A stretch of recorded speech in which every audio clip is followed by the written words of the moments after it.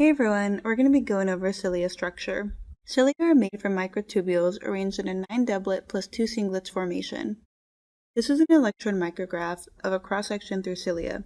You can see the 9 doublets along the periphery here, and the 2 singlets in the middle here. Do you remember what dynin is?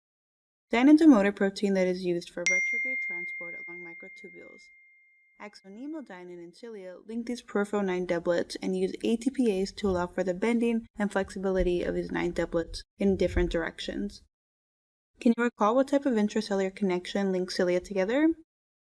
That's right, gap junctions.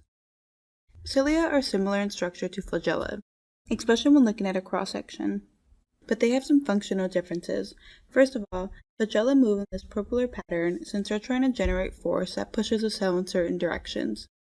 Cilia beat back and forth, as you can see here, especially since they're trying to keep the fluid outside the cell moving in a consistent direction. Flagella are a lot more common in single-celled organisms like bacteria, but can you think of any human cells that have flagella? Sperm is the first thing that comes to my mind. What about cells that have cilia? Well, our lungs help keep mucus moving out of our respiratory tract, fallopian tubes in women move the egg towards the uterus, and our ears have stereocilia that help with hearing and balance. Can you recall what autosomal recessive disease has a defect in dynin?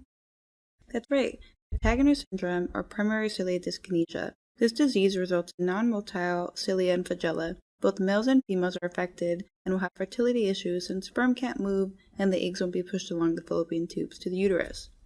Women affected by this disease will have an increased risk for ectopic pregnancies, which is when implantation occurs anywhere outside the uterus and most frequently in the fallopian tube. Here is a picture of an ectopic pregnancy occurring in the fallopian tube. Here you see the uterus, the 2 ovaries, and the two fallopian tubes here. Now when you're on your OB-GYN rotation and you're being pimped on the increased risk of ectopic pregnancies, you can impress your residents or attending by saying Cartaginer syndrome. Patients with Cartaginer syndrome have bronchiectasis and recurrent sinusitis, and this is because cilia is required to sweep particles out of the lungs.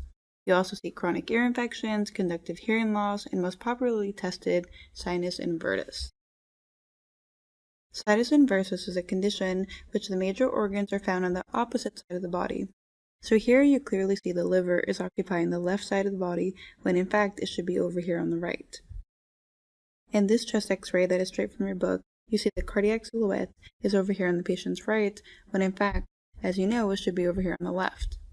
Cartaginer syndrome is typically diagnosed around ages 10 to 14, but can be diagnosed much later when infertility becomes an issue or after imaging is done and sinus inversus is seen.